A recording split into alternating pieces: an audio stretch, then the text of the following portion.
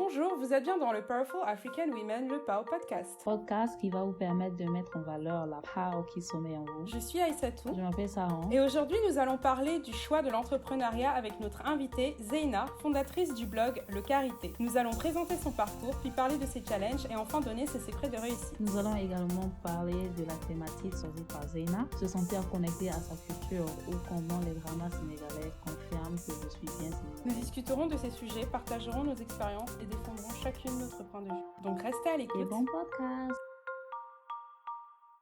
Bonjour et bienvenue dans le PAO podcast. J'espère que vous et vos proches vous portez bien et que vous survivez au confinement. Profitez-en pour celles et ceux qui ne sont pas en télétravail pour vous occuper et travailler sur vous-même. De notre côté, nous en avons profité pour mettre en place un programme de mentoring, le PAO Mentorship Programme. Vous avez envie d'accompagner une étudiante ou une lycéenne dans ses choix professionnels, ou vous souhaitez vous-même être accompagné par quelqu'un qui a plus d'expérience dans votre domaine, c'est très simple. Rendez-vous sur notre site internet www.powerfulafricanwomen.wordpress.com et dans la rubrique Contact ou sur la page d'accueil, vous accédez au formulaire d'inscription. Retrouvez également sur notre site internet différents articles, dont les transcripts des anciens podcasts qui résument les informations les plus importantes de chacune de nos discussions. Et laissez-nous un petit commentaire. Commençons cet épisode, comme vous le savez maintenant, par la présentation de notre invité. Il est temps, invité du jour, de te présenter en faisant ressortir la PAO qui sommeille en toi. Ma première question va être, peux-tu nous donner ton identification PAO, c'est-à-dire comment est-ce que tu souhaiterais qu'on t'appelle pendant le podcast ? Salut à tous. Pendant le podcast, vous pouvez m'appeler Zeina tout simplement, c'est mon vrai nom. Ok, enchantée Zeina.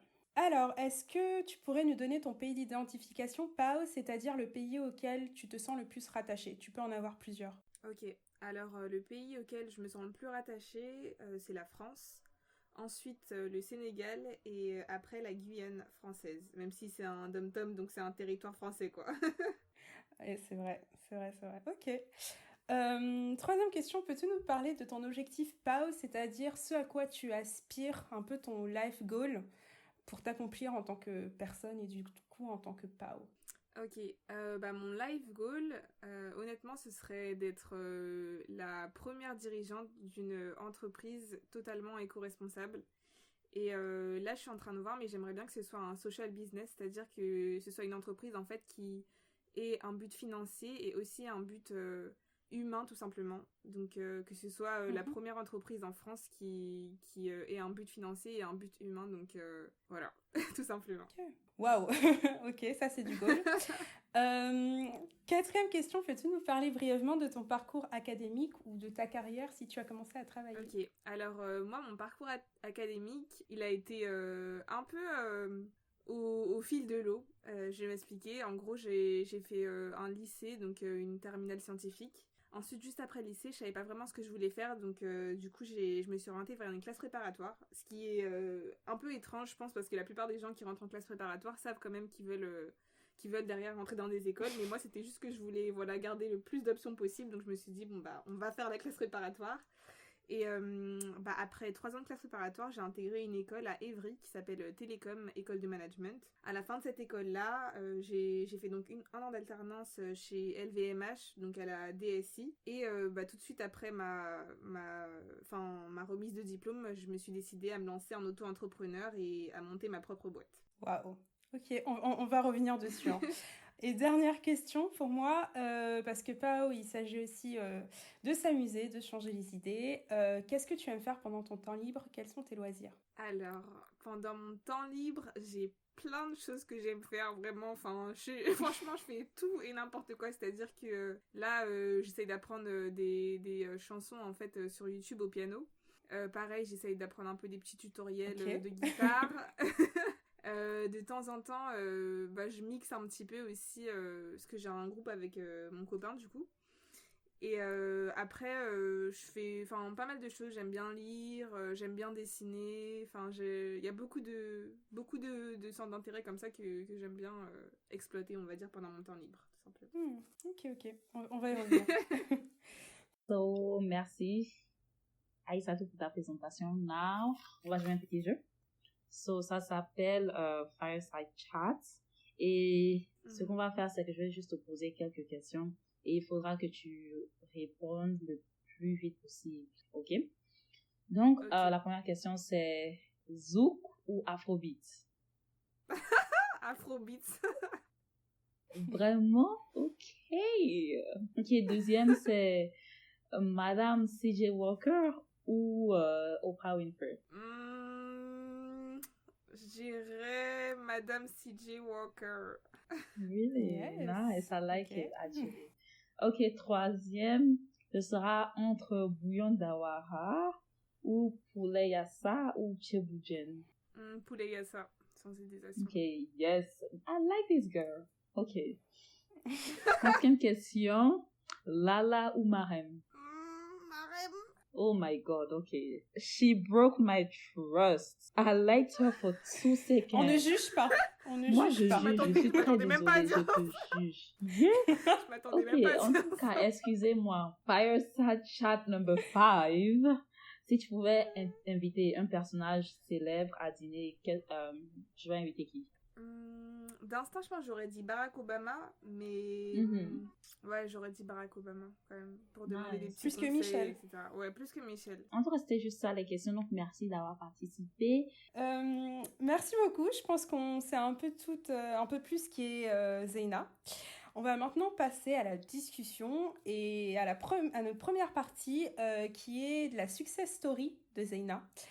Pourquoi Zeyna? Parce qu'en fait, moi, j'ai rencontré Zeyna grâce à une amie, donc une ancienne invitée du PAO qui s'appelle Jojo, et qui m'a dit oui, il faut trop que tu rencontres Zeyna, elle aussi, elle a un podcast et tout. Donc, on s'est rencontrés pour se donner des tips de podcasteuse. Concrètement, on s'est rencontrés pour prendre un brunch, mais... C'est comme ça que les idées viennent aussi, tu vois, donc ça va. Exactement. Exactement, et du coup les idées ne sont venues, enfin l'idée qui m'est surtout venue c'est que Zeyna avait un profil hyper intéressant, elle a lancé son podcast Le Carité, alors qu'elle était fraîchement diplômée, on était toutes les deux diplômées au même moment, et moi je suis partie travailler pour une boîte, comme à peu près tout le monde, et elle non, directement en sortie d'école, elle a choisi de tout de suite monter son projet, et j'ai trouvé ça hyper intéressant, je me suis dit... ça te dit pas de venir parler un peu de ce que tu fais et tout ça dans le podcast? Elle a dit ouais, avec plaisir, et du coup voilà pourquoi on est là aujourd'hui. Donc moi, ma première question, Zeyna, c'est j'aimerais savoir comment est-ce que tu en es arrivée au concept Le Carité avec un H? Alors déjà, donc merci pour cette intro. Pour le Carité, en gros, de base, déjà le Carité sans H, c'est un produit que j'utilise tout le temps. C'est-à-dire que, voilà, mon père il vient du Sénégal, le Carité on en a toujours eu à la maison. Astuce pour ceux qui savent pas, ça répare tout en fait, dans le sens où c'est une matière qui est hyper puissante et hyper forte. Le beurre de karité c'est un élément essentiel en fait. Enfin, sans mentir, dans ma vie, hein, ça a réparé mes pieds. Quand j'étais à l'étranger, ça a sauvé mes cheveux. Enfin, c'est vraiment l'élément que tu peux mettre partout, en fait. Que ce soit sur ta peau, tes cheveux, tes ongles, partout. Presque vers la fin de mon dernier semestre d'école, je me suis dit, vu que j'étais en majeure entrepreneuriat, que j'avais envie, en fait, de savoir un peu comment ça se passait pour les personnes qui étaient déjà dans le monde de l'entrepreneuriat. Et du coup, j'ai réfléchi à ce que j'avais envie de transmettre avec le podcast. Et je me suis dit, j'ai envie que ce soit un podcast qui donne de la force, comme le beurre de karité. Donc tout simplement, je vais l'appeler le Carité. Et après, le THE, c'est parce que, pour des... Enfin, je pense qu'on n'a pas le droit d'utiliser le nom du produit brut tel quel. Et après, je me suis dit aussi que...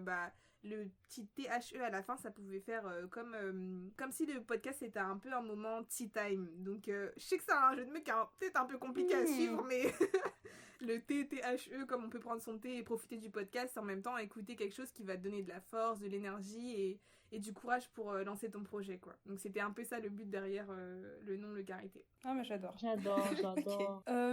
Et justement, on en parlait un petit peu avant, donc on a parlé de ça, mais qu'est-ce qui t'a poussé en fait à sauter le pas alors que tu sortais tout juste d'école et que tout le monde essayait de trouver des CDI, etc. Déjà, il faut savoir que donc, moi, ma dernière année d'école, je l'ai fait en alternance. Et en fait, ce qui est cool avec l'alternance, c'est qu'on peut vraiment découvrir comment ça fonctionne le monde de l'entreprise, qu'est-ce qui se passe en fait derrière un produit, derrière une équipe, comment tout est organisé en fait. Et moi, en fait, ma dernière année d'école de commerce, c'était et en alternance et en majeur entrepreneuriat. Ce qui fait qu'en fait, j'ai pu voir un peu les deux côtés, c'est-à-dire le monde de l'entreprise et le monde de l'entrepreneuriat d'un autre côté, puisque en fait, la plupart de mes camarades, eux, ils n'étaient pas forcément donc en entreprise, donc ils avaient leur projet à gérer. Et en fait, moi, ça me permettait de voir un peu donc, le monde de la start-up avec le projet qu'on avait à gérer en classe et le monde de l'entreprise avec l'entreprise dans laquelle j'étais. Et en fait, j'ai lu un livre qui s'appelle The Multi-Hyphen Method de Emma Gannon. Je le mettrai en lien parce que franchement, c'est un livre qui est hyper intéressant. Et en fait, c'est une Anglaise qui explique que la plupart des personnes de notre génération, en fait, les millennials, on va tous se retrouver avec plusieurs carrières en même temps. Qu'est-ce que ça veut dire ? Ça veut dire que, voilà, vous deux aujourd'hui, vous êtes des jeunes cadres dynamiques, comme on dit. Et à côté, vous avez aussi le projet de podcast. Donc en fait, c'est des choses qui vont être de plus en plus communes. Et en fait, il faut savoir que ces deux choses-là, elles peuvent se combiner dans le sens où vos activités qui sont professionnelles et vos activités qui sont extra-professionnelles, qui sont en passe-temps, elles peuvent aussi se transformer en fait en gagne-pain plus ou moins. En tout cas, ça peut s'équilibrer à un certain moment. Et moi, au début, j'étais plutôt partie sur cette idée-là, en fait, de me dire, je vais peut-être chercher, comme tout le monde, un travail et me lancer dans l'entrepreneuriat. Et en fait, il se trouve que, je me suis dit que, en réfléchissant par rapport à ma situation, c'est-à-dire que j'ai bénéficié d'1 an d'alternance, donc j'avais le droit à 1 an de congé Pôle emploi. J'ai pas encore goûté au vrai salaire, on va dire, d'après école de commerce, donc ça veut dire que j'ai pas encore... c'est un besoin financier tout simplement. Au niveau des conditions de vie, en fait, j'habite encore avec mes parents, donc ça me permet d'économiser, on va dire, sur des choses qu'il faut payer tout de suite quand on sort d'école et que clairement on n'habite plus avec ses parents. Donc du coup, je me suis dit, honnêtement, c'est le meilleur moment pour moi pour me lancer, sachant que voilà, j'ai pas de charge aujourd'hui. Si j'ai une entreprise qui fait du chiffre au fur et à mesure, je peux l'absorber parce que tout simplement ça va monter au fur et à mesure et que j'ai pas de contraintes financières en fait. Et pareil, il y avait une petite voix dans mon cœur qui me disait ouais non mais lance-toi, essaye, tente pour quelques mois, puis ensuite ces quelques mois je me suis dit non en fait je peux vraiment tenter pendant 1 an et même plus qu'1 an, ne pas me donner de deadline parce que je sais que c'est ce pourquoi je suis passionnée. Donc du coup c'est ça qui a fait que je me suis dit ouais faut que je me lance à la sortie d'école de commerce parce que tout simplement je sentais à l'intérieur de moi que c'était le truc à faire quoi. C'était vraiment le truc à faire. Ouais. Moi, je pense vraiment que si tu te dis dans ta vie que quelque chose est fait pour toi, dans tous les cas, tu trouveras un moyen de le faire aboutir. C'est quoi. ça. Ouais, tu vas te lancer. Ok, Quoi. du genre, j'ai une question. Par exemple, en tant qu'entrepreneur, c'est toujours difficile vraiment de se lancer, quoi, parce que tu penses beaucoup aux gens qui ont échoué. Tu penses, parfois même, tu n'as pas forcément confiance en toi. Tu penses à tout ce qui peut mal tourner, quoi. Donc, qu'est-ce qui t'a motivé à vraiment te lancer et à ne pas écouter ou bien à passer au-delà de ce genre d'expérience, même ce genre de commentaires? La vérité, c'est les retours des gens, dans le sens où mon aventure, elle a commencé par un podcast. Et en fait, j'ai eu une opportunité lors d'un marché, donc c'était Noël dernier tout simplement. En fait, j'ai eu une proposition commerciale tout simplement pour participer à un marché qui s'appelle le marché de Noël africain. Et au début, je me suis dit, c'est une super opportunité, ça peut faire connaître, c'est une opportunité pour montrer le podcast et c'est aussi une opportunité commerciale dans le sens où c'est un marché qui est payant, donc du coup, il faut avoir un produit derrière à proposer. Et moi de base j'aime beaucoup les bougies, je suis une grande consommatrice de bougies et il n'y en a pas beaucoup qui sont avec une composition clean en fait. Donc le seul problème que je voulais régler c'est apporter une composition clean aux bougies qu'on peut trouver dans le commerce et qu'elles soient d'aussi bonne qualité en fait que les bougies qui sont très chimiques. Et donc je suis allée à ce marché là et franchement au début j'avais peur, c'est normal et tu te dis ouais alors est-ce que mon produit va plaire, est-ce qu'il y a des personnes que ça intéresse en fait, si ça se trouve je suis la seule fan de bougies dehors, je suis allée avec des inquiétudes en tête mais j'ai essayé de plus me mettre dans un mood positif dans le sens où en fait à chaque fois qu'on a peur de quelque chose, dès qu'on dépasse cette peur là on se dit oh, en fait c'était que ça, tu vois. Et je pense, pour tous c'est pareil. C'est ça, faut vraiment faire le pas. Pour les projets, c'est exactement la même chose en fait. À partir du moment où en fait, on se lance et on commence à voir l'avis des gens, on se dit, en fait, c'était aussi dramatique que ça dans ma tête, alors qu'en réalité, ça va. Et du coup, je dirais que c'est vraiment le fait de tester qui dédramatise la peur qui est associée avec tout ce qui est entrepreneuriat, dans le sens où dès qu'en fait on teste un peu son idée, on teste son concept, ça peut fonctionner comme ça peut ne pas fonctionner, mais au moins on a une réponse claire. Alors que si on reste avec des inquiétudes dans sa tête et qu'on se dit ah si je fais ça, ça va pas marcher, etc.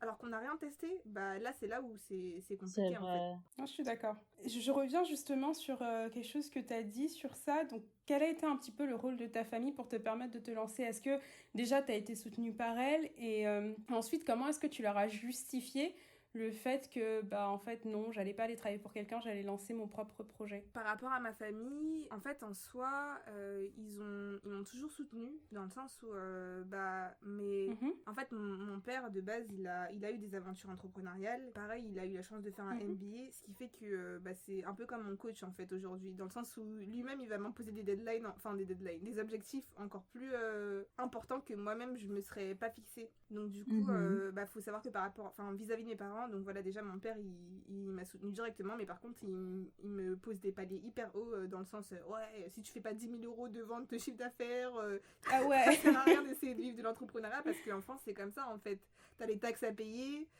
Si tu veux avoir des salariés plus tard, il faudrait que tu gagnes minimum ça pour pouvoir les payer décemment. Et si tu fais un produit, c'est pour en vivre en fait. C'est pas seulement pour blaguer. Donc du coup, au niveau de ma famille, en fait, eux, ils me soutiennent dans le sens où ils savent que c'est une passion, mais ils se disent aussi qu'il faut que je le fasse correctement pour que ce soit une passion qui se transforme bien. Par rapport à mon père, donc ça c'est la vie de mon père.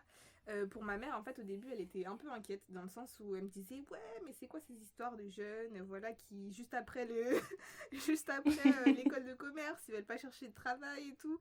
Mais je lui disais mais c'est pas exactement ça en fait. C'est juste que chacun a son appel plus ou moins, et en fait, je pense que ce serait plus se rendre des services que de pas y répondre, dans le sens où si tu sais que c'est fait pour toi, quelque part, il faut se lancer en fait. Après, c'est juste une question d'avoir les moyens de se lancer ou pas. Et vu la situation, en fait, clairement, pour l'instant, je peux me le permettre. Du coup, je me suis dit voilà, que c'était le bon moment pour moi. Mais c'est vrai qu'au début, elle était un peu hésitante, on va dire. Et en fait, maintenant que voilà, elle peut voir les bougies, qu'elle peut les sentir, que j'ai pu en envoyer quelques-unes en Guyane, puisque ma mère, elle habite en Guyane, du coup. En fait, là, elle a un avis différent. Enfin, la dernière fois, je l'avais au téléphone, elle me disait « Ouais, elles sentent super bon et tout. Franchement, maintenant, j'utilise que ça, etc. » J'adore. Mais ouais, au début, c'était Ok. Bon, on va parler un peu plus des difficultés auxquelles tu as pu faire face. T'as commencé à en mentionner quelques-unes, mais je vais aller vraiment plus en profondeur dans tes difficultés.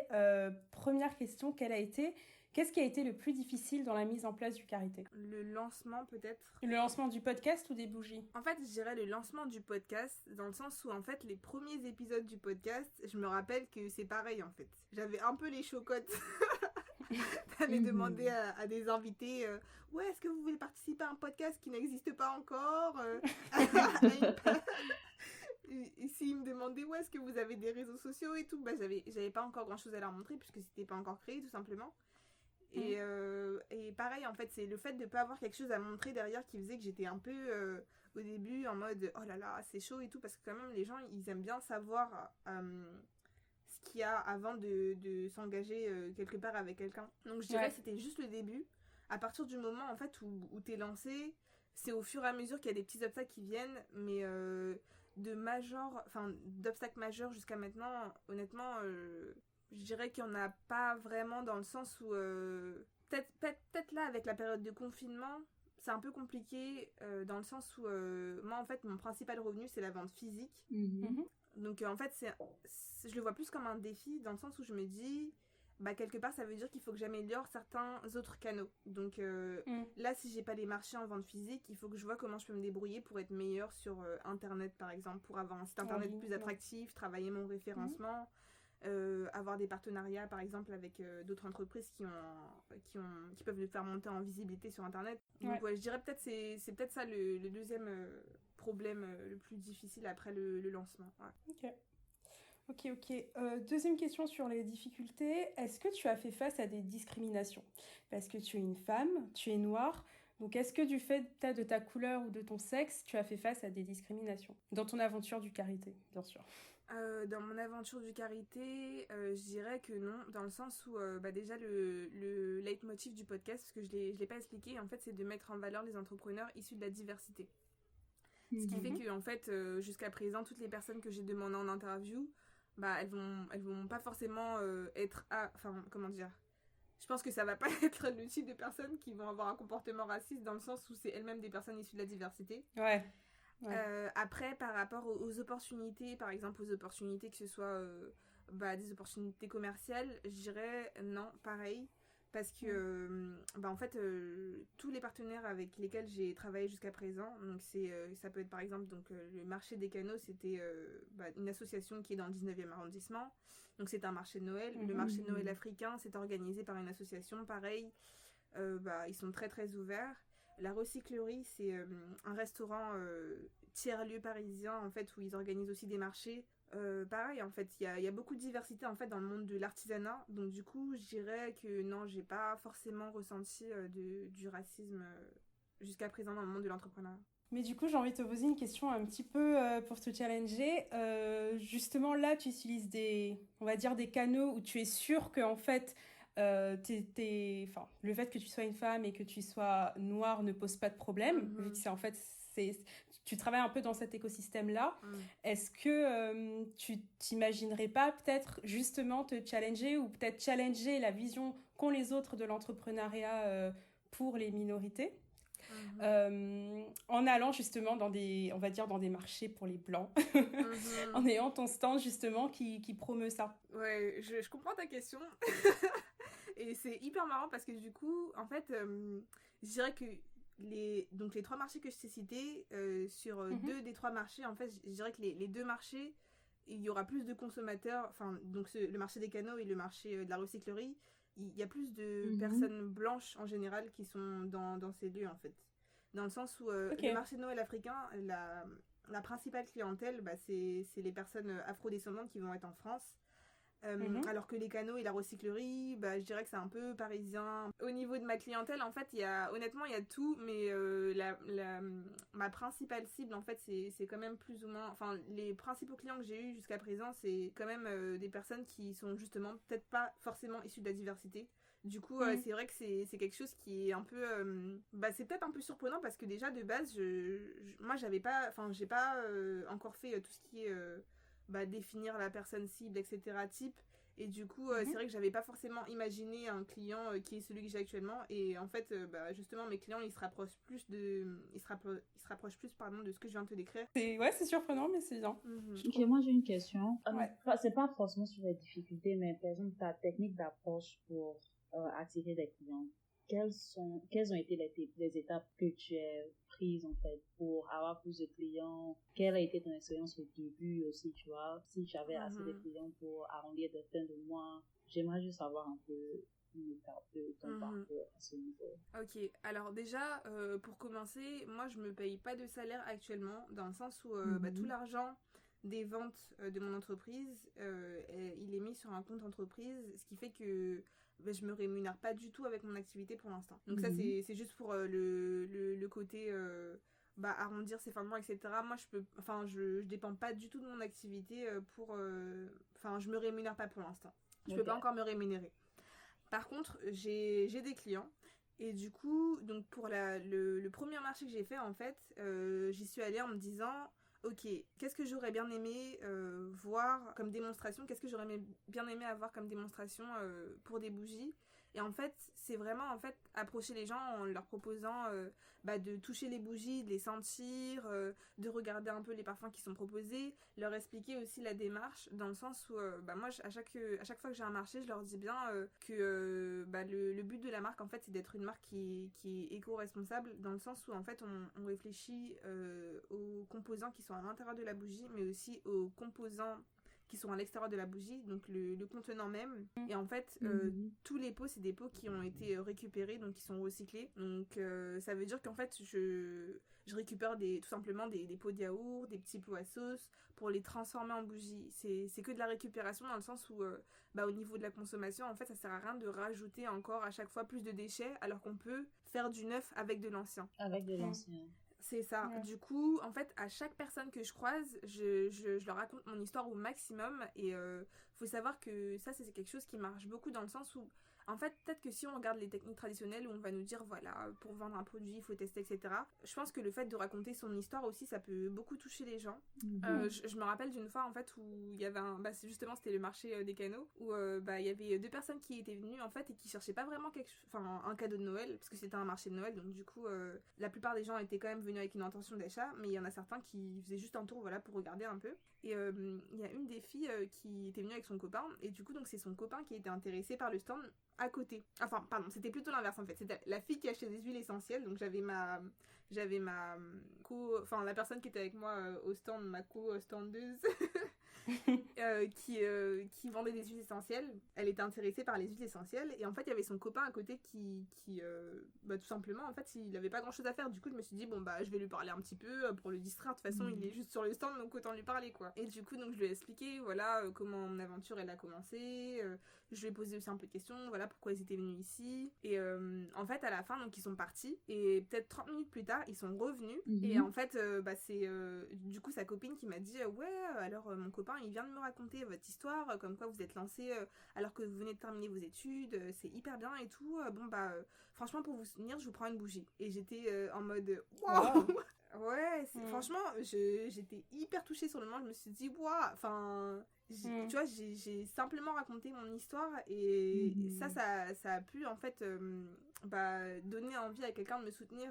Donc, en fait, je dirais, si j'avais un conseil à donner, ce serait vraiment d'être honnête avec les gens, de raconter pourquoi, en fait, on se lance dans ça, et aussi, pareil, tout ce qui est derrière le produit qu'on a choisi de créer, tout simplement. Ok, ça tombe bien parce que la troisième partie dont on voulait parler, c'est justement les secrets de la réussite. Moi, j'ai une question, c'est quelles sont les aides dont tu as bénéficié et qui ont été clés pour toi dans la mise en place du Carité ?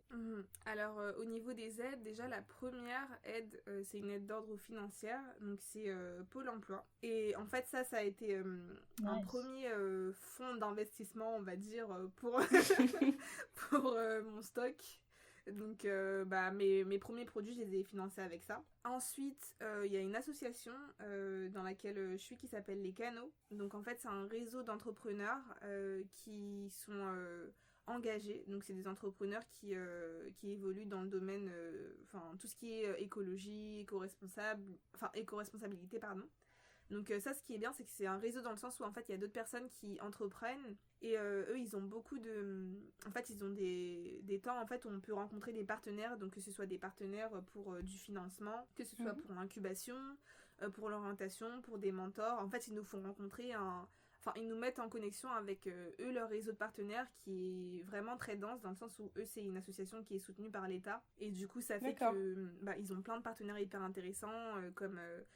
C'est un peu comme un incubateur de start-up, exact. Un peu, mais à l'échelle... Exact, mais un peu en fait à l'échelle avant d'un incubateur, dans le sens où en fait eux ils vont nous dire ok, si vous voulez tester un peu, on a 5 incubateurs, on peut vous faire un petit rendez-vous avec, comme ça vous pouvez voir lequel vous convient entre les 5. Ou pareil, au niveau du financement, est-ce que vous préférez plutôt rencontrer des acteurs du financement participatif, ou d'autres acteurs, par exemple des business angels, et ils vont nous faire des meetings tout simplement où on pourra rencontrer on a pu du coup rencontrer ces partenaires et échanger avec eux sur nos projets. Ça, en fait, je trouve que c'est un accompagnement qui est hyper important, qui est limite plus important que le financier, dans le sens où, en fait, le fait d'avoir un projet structuré, ça fait qu'à chaque étape du projet, on peut se dire, ok, là, quel chemin j'ai pas encore vu, et quel chemin je peux prendre, en fait. Parce que à chaque fois qu'on démarre, on se dit, ok, moi je veux aller là, et le seul moyen pour moi d'arriver là, c'est ce chemin-là, pardon. alors que non, en fait, il y a plein d'autres chemins.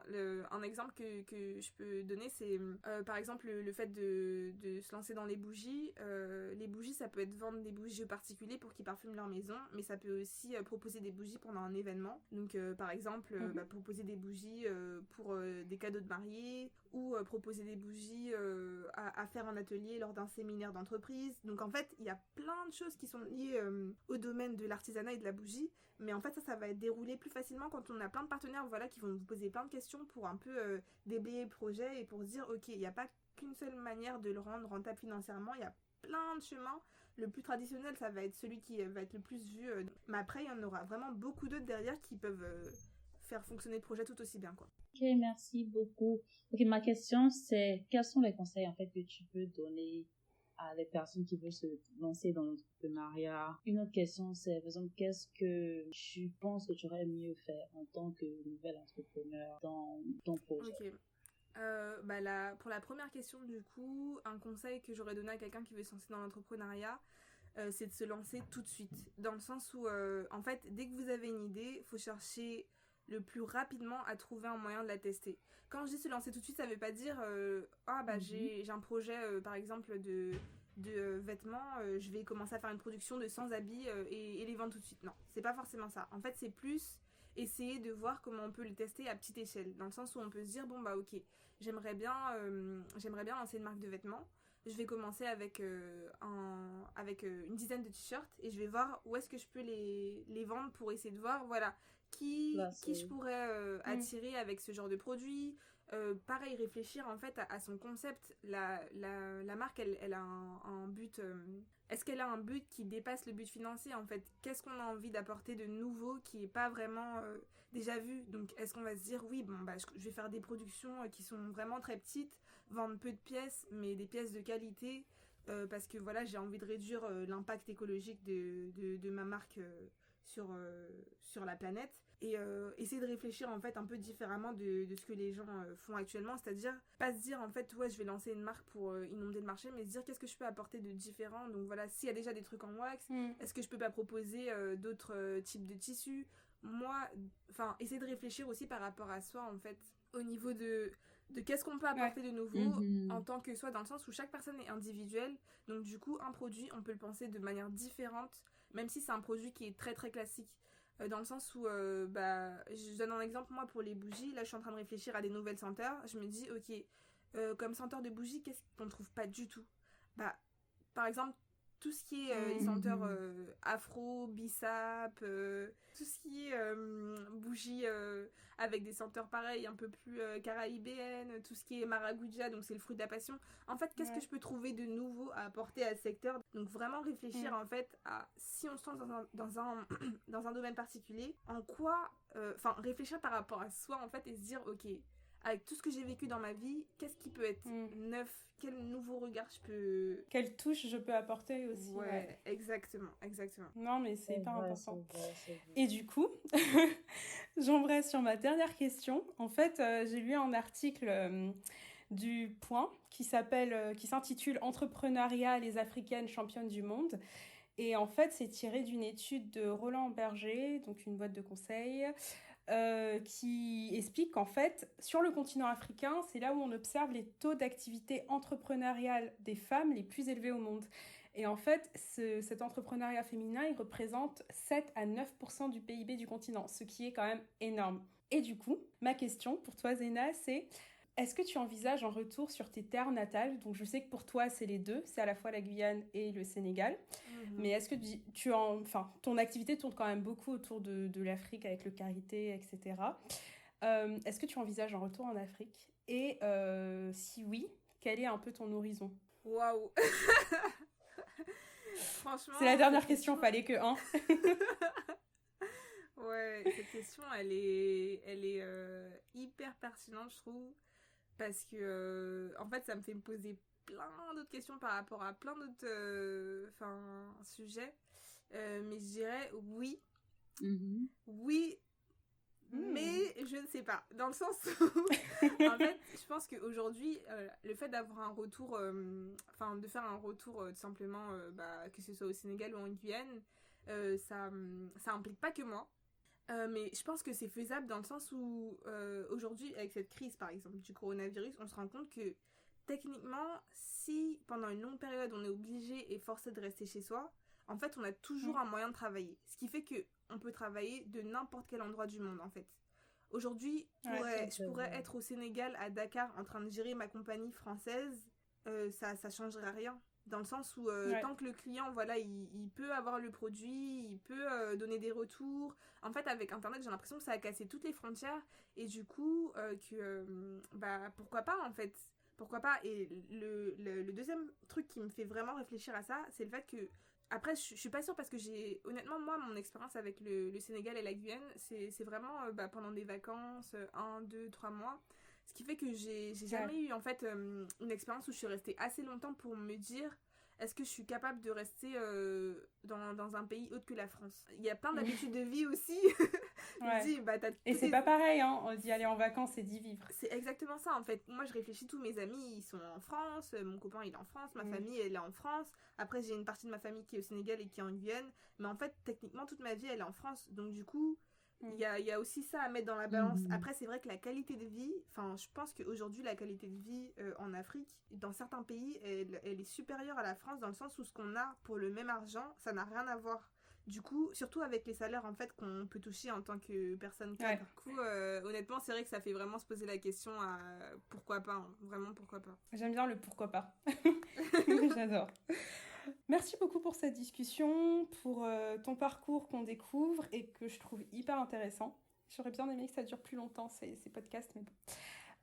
Du coup, on va embrayer sur la deuxième partie qui est le thème que tu as choisi. Donc, pour ce podcast, tu as choisi se sentir connecté à sa culture ou comment les dramas sénégalais confirment que je suis bien sénégalaise. J'adore. Donc, on va commencer. Donc, première partie. Pourrais-tu nous expliquer pourquoi est-ce que tu as choisi ce sujet? Ok. Alors, du coup, j'ai choisi ce sujet parce que déjà, mes deux parents, donc, qui viennent du Sénégal et de la Guyane. Donc mon père il est sénégalais, ma mère elle est guyanaise et en fait ils sont venus ici pour leurs études et du coup après ils se sont rencontrés ici pareil et ils nous ont eu donc moi mon frère et ma soeur et en fait nous on est nés en France du coup toute notre vie on l'a vécu en France plus précisément la plupart de notre vie en fait à Paris dans le 19e arrondissement et en fait on a toujours en tout cas quand on était enfant jusqu'à adolescent peut-être jusqu'à 15, 16, je dirais, dernier voyage en Guyane, je crois que j'avais peut-être 17 ans, si je me souviens bien. Mais on a toujours, pendant les vacances d'été, en fait, on est toujours allé soit au Sénégal, soit en Guyane. Et en fait, je dirais que c'est ces voyages pendant l'été qui nous faisaient nous sentir connectés à notre culture. Pourquoi? Parce que, en fait, c'est vrai qu'en général, je sais pas si c'est un peu un cliché, mais j'ai l'impression que la culture elle se transmet plus facilement par la mère, dans le sens où en général c'est plus notre mère qui va nous parler dans sa langue natale, etc. Et donc ma mère, je sais qu'elle nous parlait en créole, des fois elle nous insultait en créole quand elle était énervée, des choses comme ça, alors que pour pour le Wolof, mon père, j'ai pas le souvenir en fait qu'il nous ait parlé en Wolof quand on était petit. D'un côté, je me dis, quand on était petit, on va dire que c'était entre gros guillemets un peu de leur faute. En fait, je pense que quand tu parles la langue, tu te sens plus connecté, ce qui fait que ton expérience, elle est un peu différente. Donc, je m'explique. Ouais. Quand j'étais petite, je me rappelle, quand j'allais au Sénégal, je me rappelle d'une anecdote, franchement, qui est vraiment what the fuck quand j'y repense maintenant. Mais en gros, franchement, on devait avoir, je pense, 13, 14 ans maximum. En tout cas, moi, je devais avoir 14 ans. Ma petite sœur 2 ans de moins, mon petit frère 3 ans de moins quoi. Et donc on se baladait comme ça au marché, je sais plus si on était avec mon père ou avec mes cousins et on avait vraiment genre une dégaine de touristes en fait. C'est-à-dire on était habillés je sais pas avec des jeans ou je sais pas, en fait peut-être des shorts, justement des shorts. Je me rappelle des deux anecdotes d'ailleurs. Genre short et tongs avec des petites casquettes et des gros sacs à dos, enfin genre et lunettes de soleil. OK. Ouais. Un peu le cliché genre on fait tout la c'est ça, totale, n'importe quel Sénégalais qui va devant il va dire non, eux ils viennent pas de Dakar eux, tu vois. Et du coup donc, je me rappelle nous c'était un monsieur qui nous avait dit comme ça en fait ouais salut les blancs, quelque chose comme ça en fait. Et je me rappelle ça m'avait choquée parce que je m'étais dit mais qu'est-ce qu'il raconte et tout, on n'est pas blancs. Et en fait c'est vrai que cette histoire de blanc ou pareil en Guyane on nous a déjà dit ouais vous êtes des bounty etc.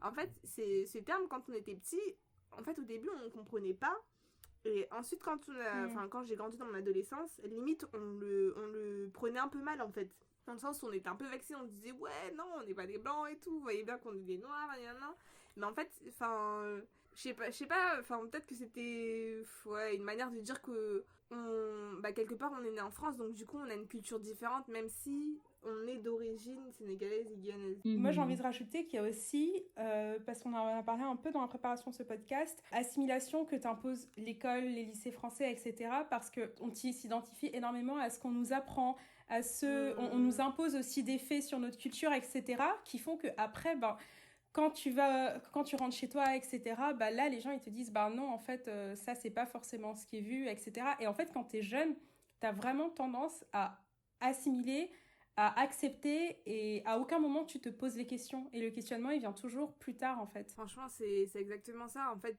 tu dis, il y a une grande partie de ce qu'on apprend en histoire, justement, tu l'as dit en préparation, on s'était dit que en histoire, en fait, on n'a jamais appris tout ce qui est colonisation, décolonisation, et c'est qu'en prépa qu'on apprend ça. Donc ça veut dire qu'avant, on se dit, mais où est-ce qu'on existe clairement dans l'histoire, dans le sens où donc on va t'apprendre l'économie mondiale, il y a l'Europe, l'Amérique, l'Afrique, l'Amérique latine, mais on va pas t'expliquer à quel moment de l'histoire toi tu es arrivé sur le territoire en fait pour le coup. Donc c'est qu'en prépa en fait que tu vois tout ce qui est colonisation, l'histoire de la guerre, l'histoire que les personnes elles ont été amenées et pas de leur plein gré, pas forcément de leur plein gré en Europe, et au final que c'est ça qui fait qu'on est là aujourd'hui en fait. Donc c'est vrai que c'est complexe. Non, mais c'est sûr. Mais du coup, donc ça, c'est plutôt enfance-adolescence, comme on va dire. La culture, elle était imposée, en fait. Tu n'avais pas le choix. Si le monsieur dans la rue, il disait que tu n'étais pas sénégalaise, c'est que tu n'étais pas sénégalaise, et puis c'est comme ça, tu vois. Moi, c'est pareil. Hein, alors que franchement, je vois pas ce que je peux être d'autre. J'ai eu droit à la même remarque que toi. Et du coup, tu disais que justement, en devenant jeune adulte, et notamment lors de tes échanges, tu as compris que en fait non, finalement c'était pas complètement vrai tout ce que les gens te disaient. Est-ce que tu peux nous parler un petit peu plus de ça? C'est vrai que c'est vraiment en échange que je me suis rendu compte déjà que je m'identifiais plus à la culture française, dans le sens où déjà en échange en Russie, pas forcément au niveau des personnes avec lesquelles j'ai passé mon échange, parce que justement moi en fait mon but c'était d'éviter le plus possible de parler à des personnes qui parlent français pour m'améliorer en russe ou pour m'améliorer dans d'autres langues. Par rapport aux choses qui me manquaient, je vais dire tout ce qui est les plats de mon père ou de ma mère, mais aussi peut-être des choses françaises, le fromage, des bêtises comme ça. Et du coup en fait je me dis en fait au final je suis quand même les trois, quoi. Je suis quand même les trois, dans le sens où si je croise d'autres Français, on va se dire ça va et tout, et là pas pour la première fois, mais en gros on va se dire ouais c'est vrai quand même, ça nous manque, notre ville, etc. et tout, et du coup on va plus s'identifier à la culture française. Mais après, quelque part, le fait d'avoir aussi... je sais que moi, j'avais rencontré un groupe de Sénégalais. On était partis voir un match de football tous ensemble, etc. Et en fait, c'est là où je me suis dit, non, en fait, j'ai pas non plus, moi, à me refuser le fait d'être sénégalaise. En fait, je suis les trois. Je suis et française, et sénégalaise, et guyanaise. Et c'est par des échanges comme ça que tu te rends compte quand t'es à l'étranger. Parce que quand t'es en France, au final, ta vie, elle est assez... Enfin, c'est pas qu'elle est linéaire, mais voilà, tu sors avec tes amis, tu as ta vie de famille, etc. Ouais. Mais t'as pas des choses qui vont te faire sortir de ta zone de confort, quoi. Du coup, tu vas pas te rendre compte, ok, comment je me définis, en fait, avec des personnes qui ne me connaissent pas du tout et qui ont pas du tout la même culture que moi, quoi. Bon, du coup, c'est bien, parce que là, on a parlé un peu de... Quand tu commences à te confronter, en fait, à d'autres cultures, à d'autres pays, etc., qui te permettent de te rendre compte de un peu ta facette multiculturelle. Et justement, comment est-ce que tu projettes un petit peu ton identité culturelle déjà? Est-ce que tu penses que tu l'as acquise maintenant? Comment est-ce que tu te définis? Et puis, qu'est-ce que tu vas faire peut-être pour plus te connecter à ta définition même de ce qu'est ta culture à toi, Zena? Je sais pas si c'est très clair. Si, c'est hyper clair. En fait, déjà, au niveau de mon identité culturelle, je pense que c'est en cours d'acquisition. Je m'explique. En fait, je pense que pendant trop longtemps, je me suis dit, ah là là, voilà, c'est la faute de mes parents et tout, si je sais pas parler créole ou wolof. Et la vérité, c'est que, en fait, l'effort d'apprendre une langue, je l'ai fait pour d'autres langues. Donc, je l'ai fait pour le russe, par exemple, ou même pour d'autres langues, des fois pour apprendre un petit peu quelques mots et tout. Donc, je me dis, aujourd'hui, c'est à moi de faire cet effort-là si je veux apprendre à parler Wolof, par exemple, et me dire que d'ici 2-3 ans, en fait, je pourrais quand même comprendre 90% de ce qui se dit. Sachant que, en fait, là, en écoutant des dramas sénégalais, en jouant un petit peu avec des applications, en fait, il y a pas mal de trucs qui sont accessibles pour apprendre la langue. Ou même le fait d'écouter le journal et de plus tendre l'oreille, de noter quelques mots de vocabulaire, etc. Ça, c'est des choses qui peuvent faire qu'on peut progresser dans une langue beaucoup plus rapidement. Et en fait, il faut que je fasse cet effort-là si je veux me sentir si je veux me sentir pleinement sénégalaise. Parce que moi, je pense que la langue, en fait, c'est un truc qui te fait découvrir mais tellement de choses dans une culture. Ce qui fait que je pense que quand tu parles pas la langue, ça te fait une barrière pour apprendre plein de choses. Du coup, je me dis, bon, pour le Sénégal, bien sûr, quasiment tout le monde parle français.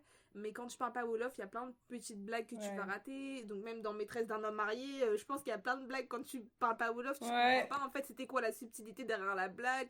Du coup, j'ai envie de poser une petite question. La deuxième partie de ton sujet, comment les dramas sénégalais confirment que je suis bien sénégalaise. Alors, c'est quoi la réponse? Ouais. Il y a beaucoup de personnages dans des dramas sénégalais. Donc je vais d'abord commencer avec le premier drama que j'ai regardé. C'était Pod et Marichou. Et en fait au début je m'étais dit waouh, enfin franchement c'était rigolo et tout, mais le montage il est un peu spécial et tout. Et en fait au fur et à mesure que je voyais les intrigues, comment la série elle est construite, certains personnages, en fait je me suis dit waouh, en fait franchement il y a vraiment un travail de ouf qui est fait, je trouve, dans l'écriture. Et pareil, en fait, il y a certains personnages, donc comme je me rappelle, il y a une fille, je crois, qui voulait faire une carrière un peu artistique, et après, t'as ses parents qui sont en mode ouais, non, qu'est-ce que tu me racontes, et non, tu vas pas faire ça. Et du coup, en fait, la réaction du père, et surtout les phrases, précisément les phrases qu'il a dit, je me suis dit waouh, ça c'est trop mon père et tout.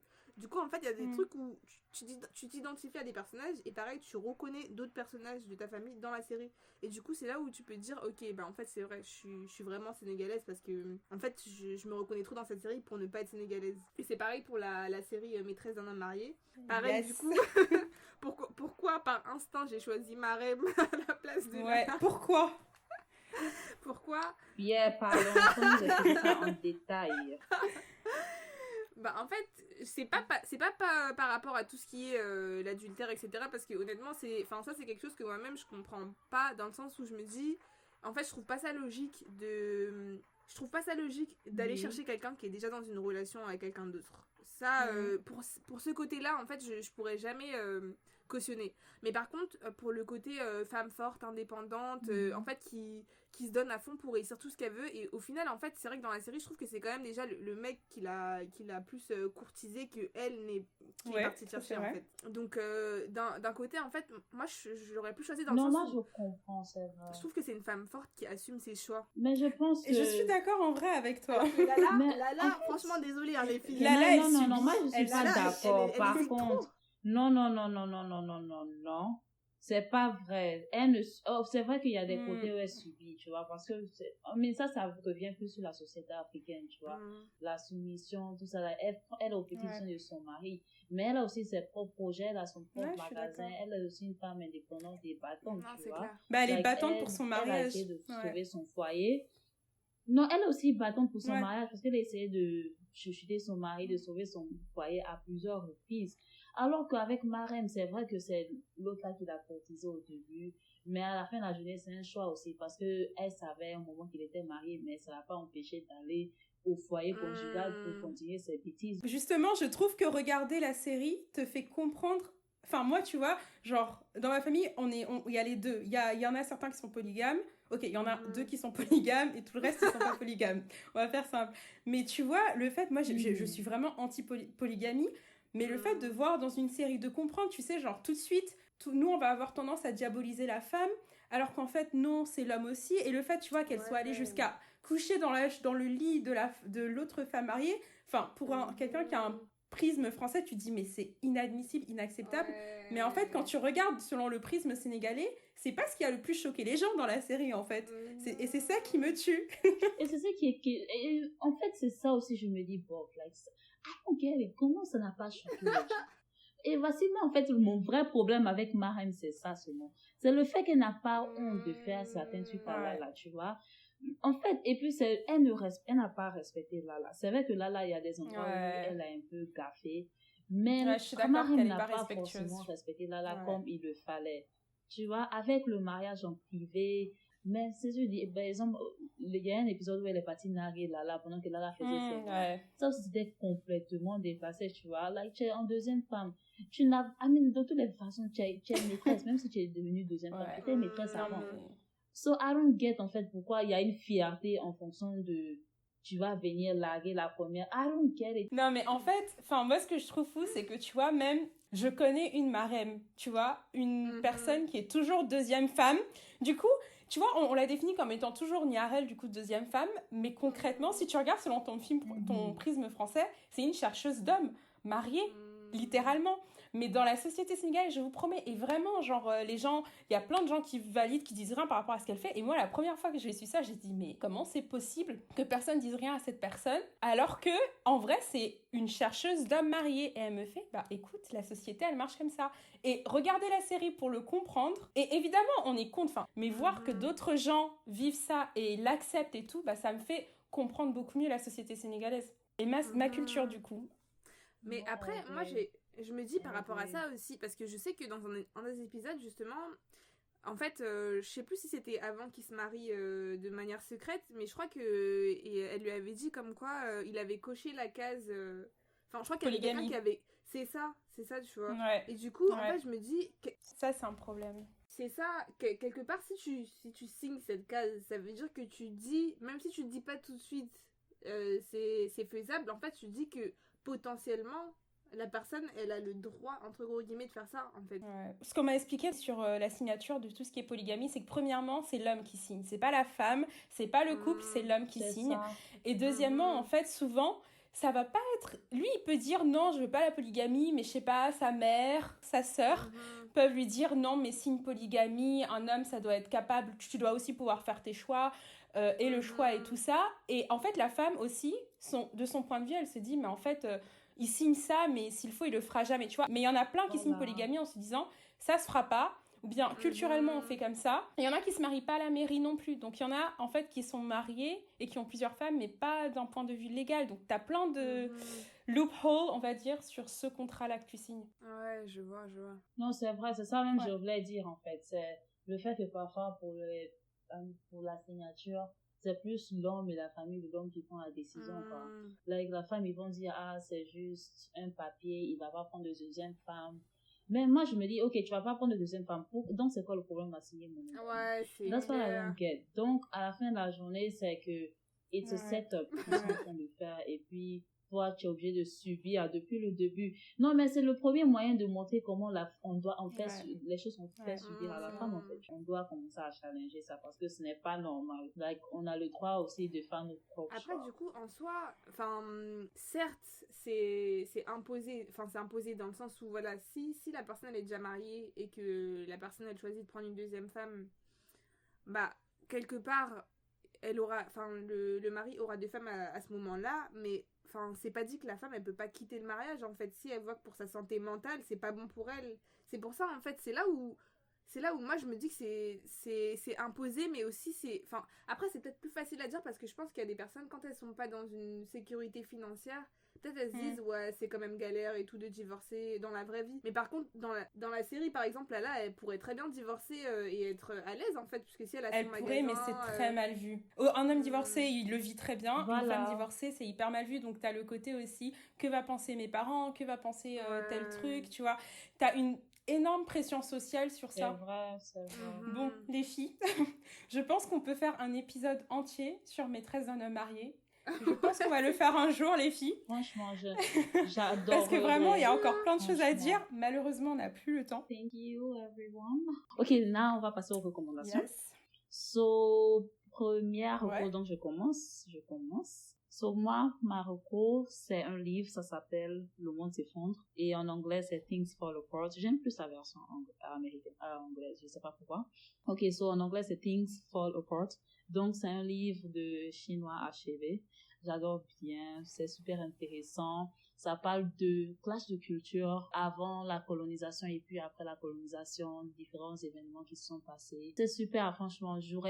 En fait, je m'étais pas autant investi dans un livre. Lisez, faites-moi signe de ce que vous en pensez. C'est vraiment un livre excellent dans tout ce qui va être quête culturelle, parce que pour moi, c'est le seul livre précolonial, c'est-à-dire qu'on le lit et qu'on est dans la tête d'un Africain qui n'est pas encore un outil d'assimilation occidentale. C'est brut, ça nous fait voir la colonisation réellement d'un point de vue africain précolonial. Il est vraiment excellent. Du coup, je fais ma reco, comme ça on laissera la guest finir. Ma première, c'est qu'avec le confinement, on a le temps de faire plein de trucs. Donc moi, j'ai commencé à faire des cours en ligne. Donc vous avez Coursera, qui est une plateforme sur Internet où vous avez accès à plein de cours. La plupart sont payants, mais il y en a certains qui sont gratuits. Et du coup, je vous conseille 2 cours que je suis en train de suivre. Le premier, il s'appelle Wellbeing et il a été fait par Yale, par une professeure de Yale qui est en psychologie positive ou un truc comme ça. Enfin bref, il est hyper bien construit. Et le deuxième que je vous recommande, c'est Learning How to Learn, qui vous aide à développer des tools pour apprendre plus efficacement. Ma deuxième reco, on en a parlé un petit peu avant dans le Fireside Chat, c'est le film sur Netflix, ça s'appelle une mini-série sur Netflix qui s'appelle Madame C.J. Walker avec Octavia Spencer que j'adore. Et en fait, Madame C.J. Walker, c'est la première femme millionnaire aux États-Unis. Elle est noire et elle a lancé une marque de cosmétiques dans les années... c'était peut-être dans les années 50, 40, 50, non 30, je sais pas, c'était il y a longtemps.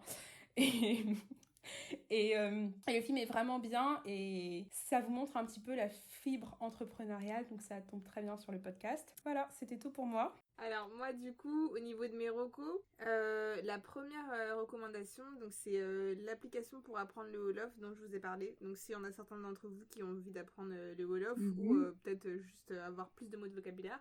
Donc ça s'appelle Lingua Arena. Ensuite au niveau des livres, du coup en ce moment je suis en train de relire Americana. Oh, trop bien. Oh nice. I'm the only one who hasn't read it. Il est trop bien. Il est vraiment bien. Après je dirais que, en tout cas moi j'en ai lu 2 d'elles. J'avais lu aussi L'autre moitié du soleil et honnêtement c'est ouf. Comme autre recommandation, en fait c'est pareil des petites nouvelles de Amadou Hampâté-Bâ. En fait, c'est un auteur, du coup, où il a été appelé, en fait, à beaucoup d'institutions internationales pour témoigner, parce que, pareil, c'est un auteur qui... Et du coup, en fait, c'est des petits contes. C'est des petits contes africains, en fait, qui racontent plein de petites histoires avec des personnages qui sont des animaux ou quoi. Et en fait, c'est marrant parce que je trouve que ça fait un peu réfléchir par rapport à la condition humaine et aussi des petits trucs de la vie. Donc tu peux avoir je sais pas un sanglier qui va un peu trop être l'animal qui va essayer d'être le plus malin et comment il va se débrouiller par rapport aux autres animaux, etc. Je trouve ça hyper rigolo en fait, du coup hyper rigolo et plein de sagesse. Merci pour vos recommandations. On va mettre toutes les recos dans notre transcript et sur Instagram aussi. Merci beaucoup Zeyna pour ta présence. C'était un podcast riche. Merci à tous de nous avoir écoutés. Suivez-nous sur les réseaux sociaux. Nous sommes sur Facebook, Instagram et Twitter. Vous avez juste à taper Powerful African Women sur vos téléphones ou vos ordinateurs. Faites-le maintenant, cela va vous prendre qu'une minute. Visitez également notre site internet www.powerfulafricanwoman.wordpress.com pour vous inscrire au programme Mentoring. Donnez-nous votre opinion, vos suggestions et vos commentaires. N'hésitez pas à partager vos expériences en commentaire et partagez autant que possible PAO pour renforcer le réseau. Et aussi, vous pouvez nous contacter par email à powerfulafricanwoman@gmail.com. Vous pouvez nous donner vos opinions, poser nous des questions, envoyez-nous juste de l'amour, on prend tout ce que vous voulez. Et n'oubliez pas de faire ressortir la PAO qui sommeille en vous.